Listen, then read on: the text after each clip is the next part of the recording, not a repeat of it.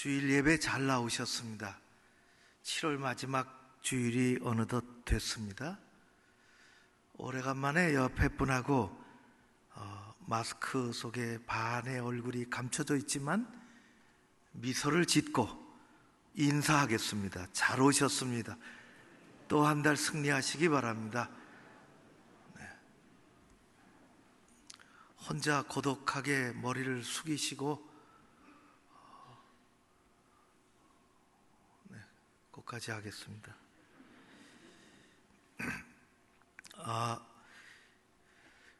우리 사회 분들하고 교회 사람들하고 가름하는 건 아닌데, 교회 다니지 않는 일반 사회인들이 살아가는 한 주간의 패턴과 교인들, 우리들이 살아가는 한 주간의 패턴은 완전히 다릅니다. 일반 사람들은 한 주간의 시작이 월요일입니다. 월요일 아침, 이른 아침 출근 시간에 머리에 그려집니다. 일어나기 참 어렵고 평상시도 그렇지만은 그 또 버스나 지하철에 혹은 자가용으로 간다 해도 꽉꽉 막히는 길에 참 짜증나고 힘들고 이 한 주간의 출근의 첫 시간서부터 참 가고 싶지 않은 그런 사람들도 많이 있을 것입니다. 그러나 우리의 한 주간의 시작은 월요일이 아닙니다. 우리의 시작은 주일입니다.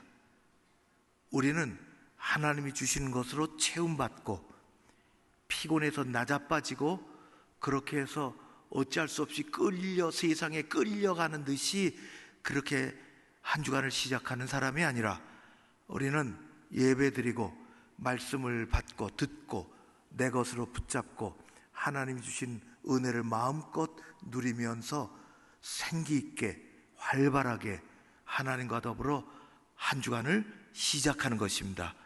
세상 사람의 질서와 우리의 삶의 질서는 그래서 다릅니다. 한 주간의 시작이 너무너무 중요합니다. 하루가 시작이 있으면 하루에 마치는 날이 있는 것이고, 한 주간의 시작이 있으면 한 주간에 마치는 그런 때가 있습니다. 우리의 삶은 시작과 끝이 명확하게 주어져 있어요. 학교 생활도 마찬가지요, 회사 생활도 마찬가지입니다. 마찬가지로 우리의 믿음의 시작이 있습니다. 그 믿음의 시작은 어떤 사람은 명확할 수가 있고 어떤 사람은 명확하지 않게 가다 보니까 내가 믿음의 거룩한 대열 속에 있네, 이런 사람도 있습니다.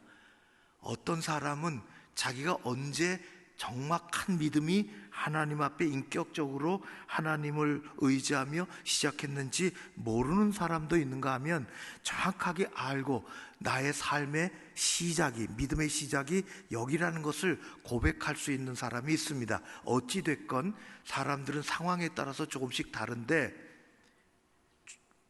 동일한 것은 믿음의 이 땅에서의 끝이 존재한다는 것입니다.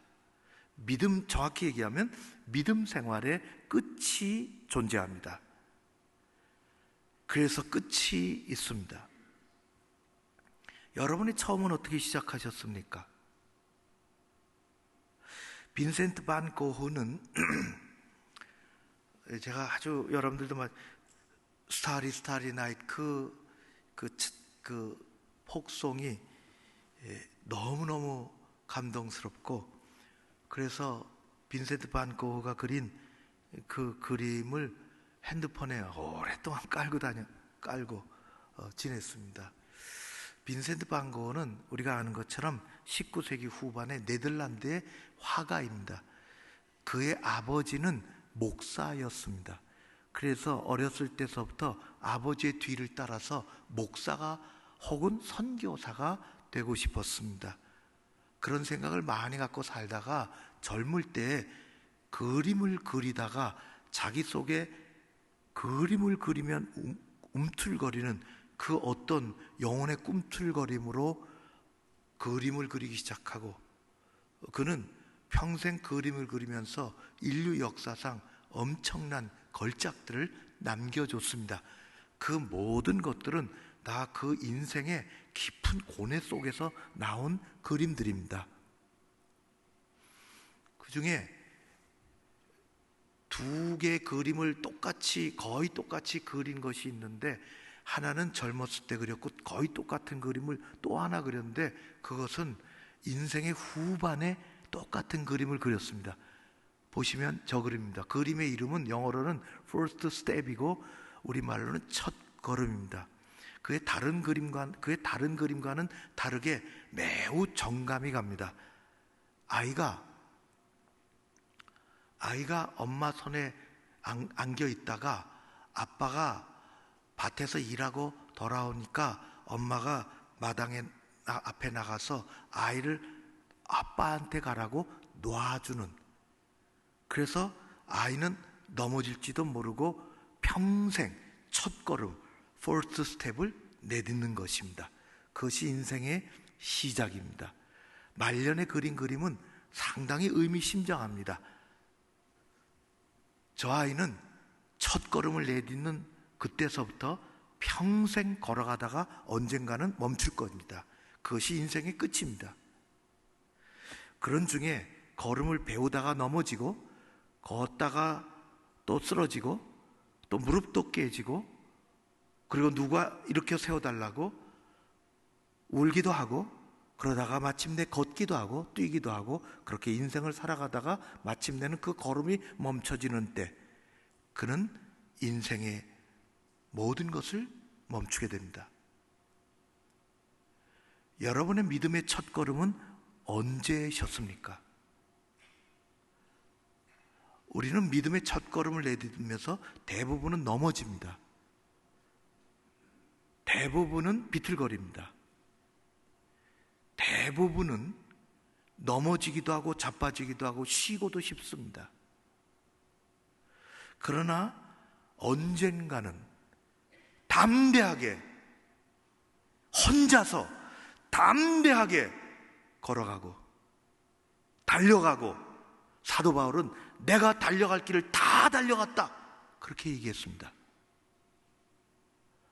하나님 앞에 첫걸음을 내딛는 그 순간서부터 때로는 넘어지기도 하고 쉬기도 하고 자빠지기도 하지만, 우리는 결국 하나님 주신 그 힘으로 걸어가야 되고, 우리 모두는 언젠가는, 때로는 언제 시작했는지 그 첫걸음이 언제인지는 모르겠지만은 마지막 걸음 하는 순간까지 가야 하는 것입니다.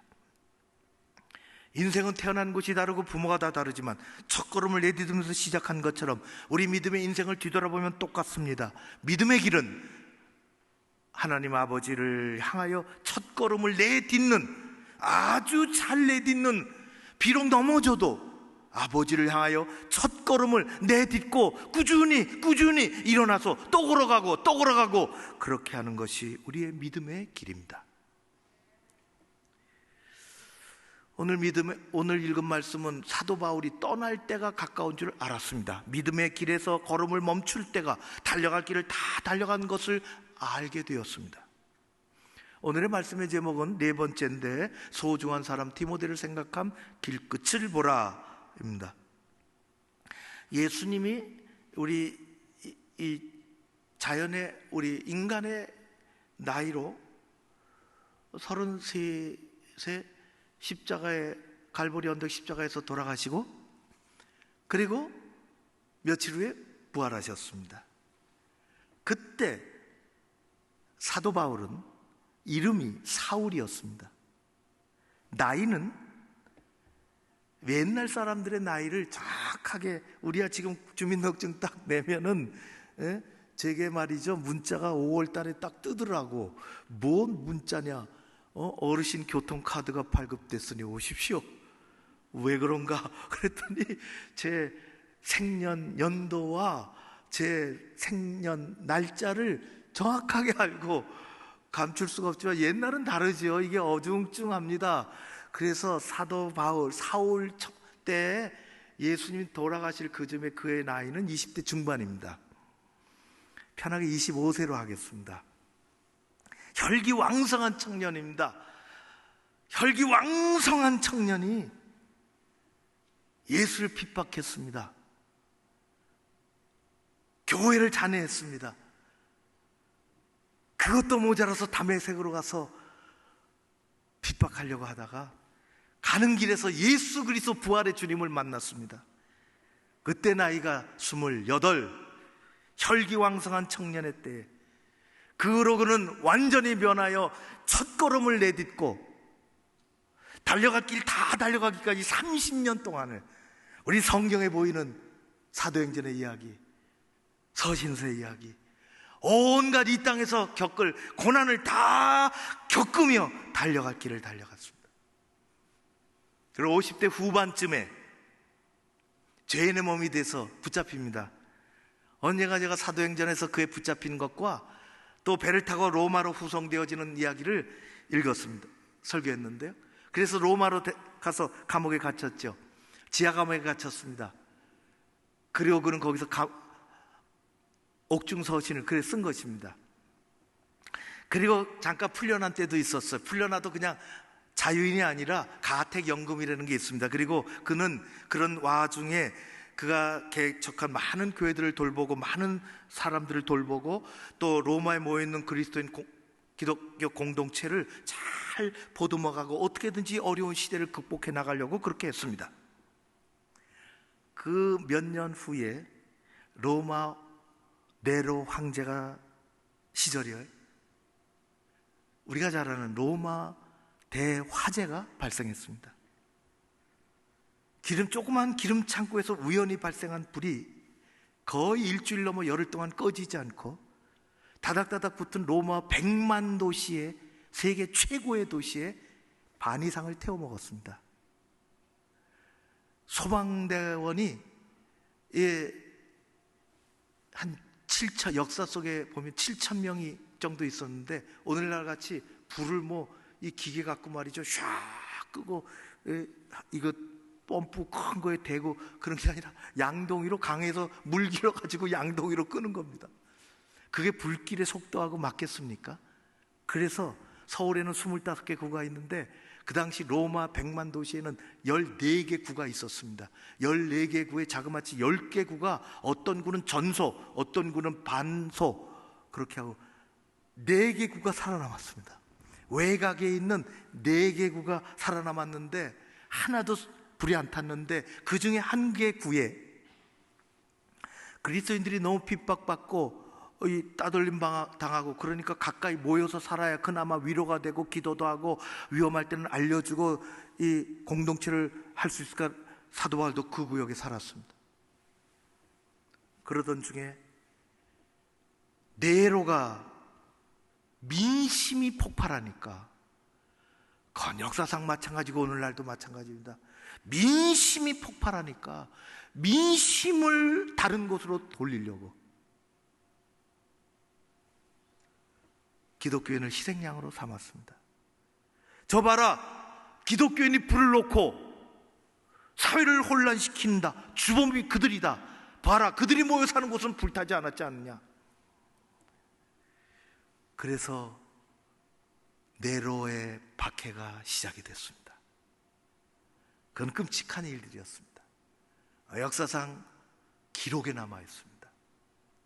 사람들을 붙잡혀서 무자비하게 그냥 죽이지 않습니다. 그림에 있는 것처럼 그들은 밤에 스트리트, 길에 전등을 켜듯이 불꽃을 올려야 되겠는데 길을 밝히려고 그리스도인들을 그렇게 죽이기도 했습니다.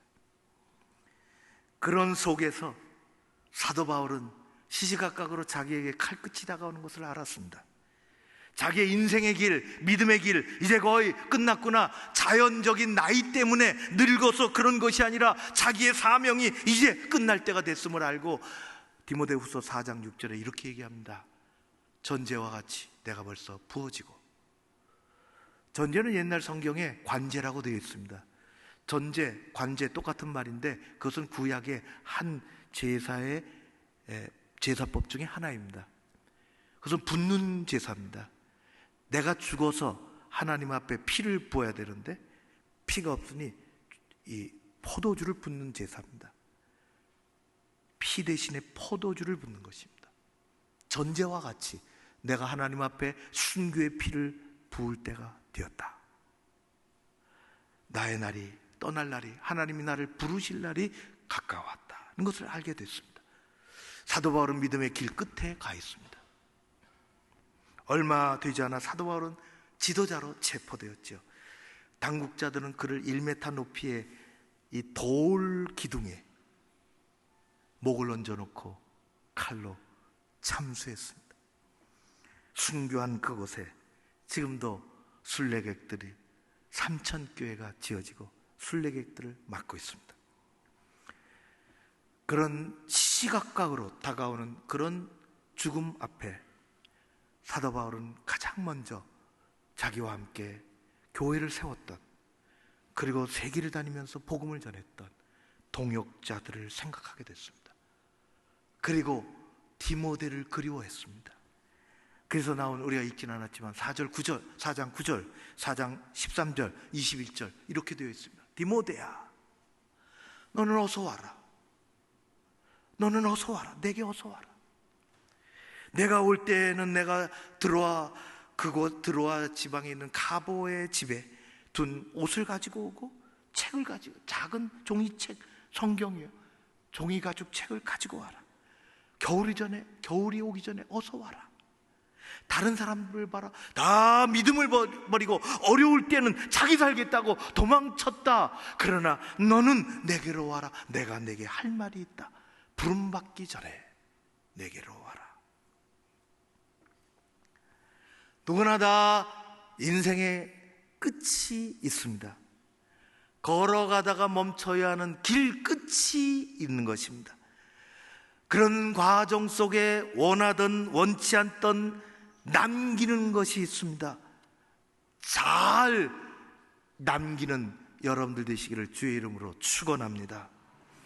우리는 잘 남겨야 합니다. 제가 우리 교회 처음 와서요, 제일 먼저 배운 거는 설교하기도 전에 저는 염하는 걸 배웠습니다. 염하는 것 잘합니다. 계속했죠. 이제 염사, 장례 지도사 이런 게 공인 생겨서 교회가 하기 어렵게 돼서 멈췄지만은, 화면에 보시면 김세별이라는 40대 후반의 사람이 있습니다. 저는 알지는 못하고요, 자신을 가리켜서 유품 정리사라 그럽니다. 좀 생소한 말인데 유품 정리사입니다. 자기 스스로는 천국이사 도움이라 그럽니다. 이 청년이 20대서부터 염사를 해서 20대 초반에 장례 지도사를 한 거예요. 염을 하고 그런 것입니다. 사람들 다 꺼려 하잖아요. 못합니다. 친구가 오토바이 사고로 죽었습니다. 그 몸을 누가 만지겠습니까? 만진체가 된 그 몸을 가만히 보니까 내 사랑하는 친구, 어떤 사람이 만져주고 있다는 거예요. 깨끗하게 닦아주고. 아, 이런 것도 있구나. 참 귀하구나. 그래서 장례 지도사가 됐습니다. 오래 하다 보니까 그가 유품 정리사가 됐어요. 남은 물건, 다양한 물건을 챙기는 겁니다. 여러 가지 손목시계도 챙기고, 다 추억이 되잖아요. 사용했던 커피잔도 챙기고, 유품들이라 그럽니다. 다 추억이 되는데, 그것만 있는 게 아니라 어떤 가정은 아무도 안 나타나더니 챙기는 데 나타나서, 가족들이죠, 자식들이죠, 찾습니다. 뭘 찾는가 보니까 금부치, 현금 따발 어디 없는지, 집문서, 이거 전세문서가 어디 있는지 그거 뒤지고 있다는 거예요. 그거 찾으려고. 뭘 남겼을까? 그런 사람들, 그런 가족의 공통점 뭔지 아십니까? 사진 챙기는 거, 고인이 쓰던 좋은 이렇게 의미 있는 물건들 아무도 안 합니다. 남긴 돈 챙기려고. 어느 날 그가 서울의 명문대를 장학금을 받고 다니던, 졸업을 앞둔 학생이 새벽에 주검으로 자취방에서 발견된 것. 그래서 유품 정리합니다. 나중에 유품 정리하는데 그의 방을 정리하다 책상 서랍에서 보내지 않은 편지를 발견합니다. 엄마한테 보내는 편지였습니다. 미처 보내지 못한 것이 그 서랍에 있었습니다. 편지는 이렇습니다. 그리운 엄마에게, 날씨가 추워졌어요. 우풍도 센 집에서 한겨울을 또 어찌 지내시려나 걱정이 되네요. 감기 들면 몸 아프지, 약값 들지, 그게 더 손해예요. 참 아버지 아픈 허리는 어때요? 저는 서울에서 잘 지내요. 학교 잘 다니고 밥도 잘 먹고 건강하게 잘 지내요. 얼마 전부터 친구들과 모임을 만들어서 같이 공부하고 있는데 워낙 좋은 녀석들이라 저를 많이 도와줘요. 엄마, 열심히 공부해서 얼른 의사가 될게요. 제가 치과 의사 되면 최고로 좋은 틀니를 해드릴게요. 집도 고쳐드리고 아버지 허리도 수술해드리고요. 그런 날이 빨리 왔으면 좋겠네요. 잘 지내고 있지만 그래도 엄마가 보고 싶어요. 아들이. 사람은 무엇을 남기느냐 하는 것이 중요합니다. 이 김세별 씨는 이런 얘기들을 방송에 풀어서 하면서 책을 한 권 썼는데, 떠난 후에 남긴 것들입니다. 남겨진 것들. 우리에게 7가지를 조언합니다. 첫 번째, 삶의 질서를 세우기 위해 정리를 습관 들이십시오. 두 번째, 직접 하기 힘든 말이 있다면 글로 적어 보십시오. 세 번째, 중요한 물건은 찾기 쉬운 곳에 보관하십시오. 네 번째, 가족들에게 병을 숨기지 마십시오. 다섯 번째, 가진 것이 있거들랑 충분히 사용하고 가십시오. 여섯 번째, 누구 때문이 아니라 자신을 위해서 사십시오. 일곱 번째, 아름다운 추억을 많이 남기십시오. 결국 남는 것은 사랑했던 사람과의 추억입니다. 사도 바울은 우리에게 이렇게 말하고 있습니다. 결국 신앙의 길 끝에서 남는 것은 나를 구원하시고 나를 사랑하시는 하나님, 그 하나님에 대한 충성, 그 하나님에 대한 사랑, 그 하나님을 위해서 행했던 믿음, 그것이 남는 것이라고 이야기합니다. 여러분들은 첫 발을 내디디면서 지금까지 어떻게 사셨습니까? 무엇을 남기고 있습니까? 디모데를 통해서 우리에게 이야기합니다. 세상 살아가면서, 디모데야, 허탄한 일에 귀를 기울이지 마라. 허탄한 일에 마음을 두지 말고 귀를 기울이지 마라. 하나님께 마음을 두라. 진리의 말씀에 귀를 기울이라. 제가 중학교 입학할 때요, 그날, 물론 그 전에도 예비 소집일에 간 적이 있지만은 입학하던 그날 제 담임 선생님이 수학 선생님이에요. 지금도 아주 기억이 생생합니다. 수학 선생님인데요, 저보고 교무실에 오라는 거예요. 교무실은 지금은 제가 잘 모르겠지만은 초등학교 때, 중학교 때 교무실은 되도록 멀리 있어야 좋습니다. 그때 들어가려면은, 지금 모르겠는데 그때는 다 절차를 따라서 들어가요. 문 아주 조심조심 열어야 되고, 한 발짝 들여놓고서는 내가 몇 학년 몇 반 누굽니다, 이렇게 얘기를 조심하고 그저 죄인처럼 선생님한테 가는 겁니다. 야, 나 또 죽었구나, 내가 또 뭘 잘못했나 갔더니요, 담임 선생님이 제게 그렇게 얘기합니다. 너 한 학기 동안 반장이야. 거의 좋아하시지 않나요? 저는 놀랬습니다. 그때는 이 민주주의가 아니었으니까 총독 임명하듯이 임명하는 겁니다. 반장을 했어요. 처음이자 끝입니다. 그때는 분단이 있어요. 사람이 많으니까 분단이 바뀝니다. 복도 쪽은 좀 싫어요. 창문 쪽이 좋습니다. 마치 입원하면 6인실에 창문 쪽 가고 싶은 것처럼 창문이 좋아요. 이렇게 가다가 창문으로 갔어요. 이야, 다른 세상이더라고. 너무 좋습니다. 우선 좋은 거는 바깥을 힐끔힐끔 쳐다볼 수 있는데, 바깥에 뭐가 눈에 띄냐? 운동장에 체육부 있고 체육하는 애들이 눈에 띕니다. 걔네들은 수업이에요. 그런데 그렇게 재미있을 수가 없어요. 재밌게 해요. 그러니까 선생님, 칠판 앞에 선생님은 관심이 없습니다. 아이들이 떠드는, 운동장에서 떠드는 소리가 너무너무, 야, 재밌다, 나도 빨리 나가봤으면 좋겠다. 여러분, 운동장에서 아이들이 재미있게 떠드는 소리는 교실 안에서 공부해야 하는 학생에게는 허탄한 소리입니다. 그건 허탄한 소리입니다. 학생은 칠판 앞에서 가르치는 선생님께 귀를 기울여야 하는 것입니다. 사도 바울은 그걸 알고 있습니다. 복잡한 세상에서 허탄한 소리에 귀를 기울이지 마라. 내가 정말 인생의 길에서, 믿음의 길에서 들어야 할 것은 하나님의 말씀이요, 하나님께 귀를 기울이고 살아가라고, 진리의 말씀에 귀를 기울이고 거기에 마음을 쏟으며 살아가라고 말씀합니다. 하나님은 우리에게 귀를 주셨습니다.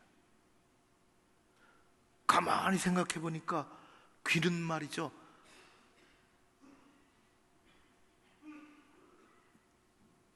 눈은 뭘 달아주시지 않고 그냥 눈이고, 코는 그냥 달아주신 거 없이 그냥 콘데, 귀는 잘 들으라고 귀바퀴를 달아주셨습니다. 이건 놀라운 은혜입니다. 성경적인 메시지가 있어요. 잘 들어라, 잘 들어라. 여러분, 하나님은 너무 다른 소리 듣지 않도록 지구상에서 우리가 들을 수 없지만 가장 큰 소리는 지구 자전하는 소리입니다. 공기와 마찰하면서 지구 자전하는 소리입니다. 우리가 그거 못 듣습니다. 들으면 큰일 납니다. 너무 커서 안 들립니다. 하나님 못 듣게 하셨어요. 그거 들으면 정신병에 걸립니다. 고막이 터지고 머리가 터져. 어제 제가 말씀 준비하면서 올 들어 처음으로 매미 소리 들었어요. 매미 울음소리가, 그 날개 비비는 소리가 들리더라고요. 이 청결하기 좋더라고요. 속으로, 야, 7년 전에 제가 이 땅에 있었지. 7년 동안 기다렸다가 저 울음하고 열흘 있다가 죽을 거야. 그런 생각이 됐었는데요. 매미 울음소리는 하나님 듣게 하셨어요, 여름에. 근데 여러분, 매미 숨 쉬는 소리 들으셨습니까? 그거 들으면 죽습니다. 그게 들리면 정신병에 걸립니다. 개미 발자국 소리 들리셨습니까? 들립니까? 왜 발자국 소리가 없겠어요? 있겠지. 지가 걸어가는데. 그거 들리면 정신병에 죽는 겁니다. 하나님은 들리는 소리 안 들리는 소리를 가름해 주셨습니다. 소리 들리면 하루도 못 삽니다. 그런 소리 들리면. 세상에 살면서 우리는 뉴스도 들어야 됩니다. 세상 이야기도 들어야 됩니다. 그러나 믿음의 귀를 기울여 믿음의 길에서 하나님을 들어야 합니다. 하나님의 말씀을 들어야 합니다. 그걸 경청이라 했습니다. 그것이 없으면 우리 믿음은 가다가 멈춥니다.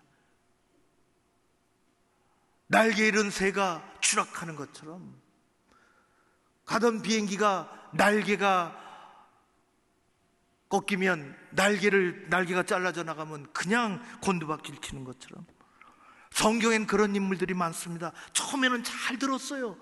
사도 바울의 오랜 조상의 가장 큰 조상 중에 하나는 사울 왕입니다. 사울 왕은 처음에 잘 들었습니다. 하나님을 잘 들었습니다. 그러나 어느 순간 그가 하나님의 음성을 듣지 못하게 됐습니다. 하나님이 들려오지 않습니다. 그러는 순간 그는 추락하기 시작했습니다. 그래서 사울 왕의 길은 사망의 길입니다. 멸망의 길입니다. 유다에, 이스라엘에 여러 왕들이 있었습니다. 특별히 유다에는 그런 왕들이 많았어요. 처음에는 잘 듣다가 중간에 못 듣습니다. 믿음의 길 끝까지 갈 수가 없습니다.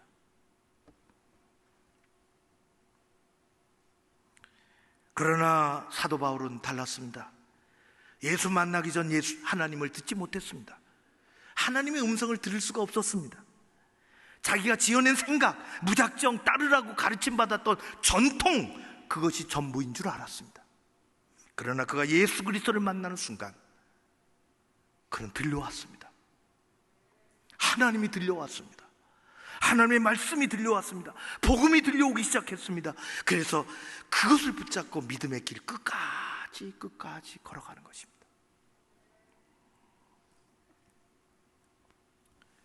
사도 바울은 믿음의 길 끝에서 디모데에게 그거 가르쳐주고 싶었습니다. 그리고 사도 바울은 오늘 말씀에 그 길 끝에서 하나님이 칭찬해 주시고 주실 놀라운 상급을 그는 성경 어디에도 숨기지 않았습니다. 난 그거 기다린다. 성경 여러 곳에 하나님이 주실 칭찬, 상급, 면류관, 생명의 면류관, 칭찬, 그것을 기대한다고, 바란다고 숨기지 않았습니다. 디모데후서 4장 7절 8절 말씀입니다.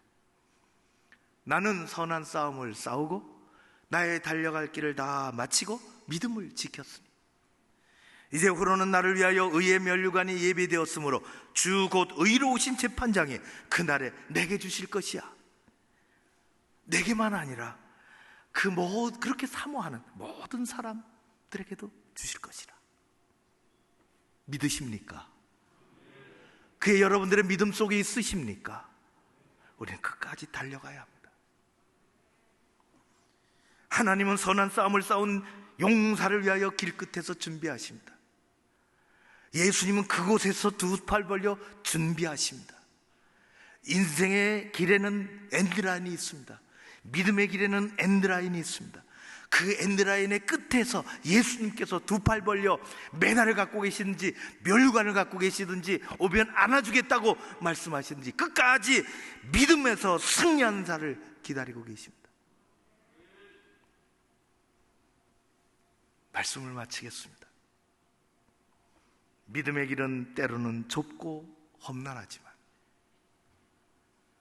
그 길은 생명의 길이고 끝까지 가야 할 아름다운 축복의 길입니다. 믿음의 길은 외롭게 가는 길이 아니라 함께 가는 길입니다.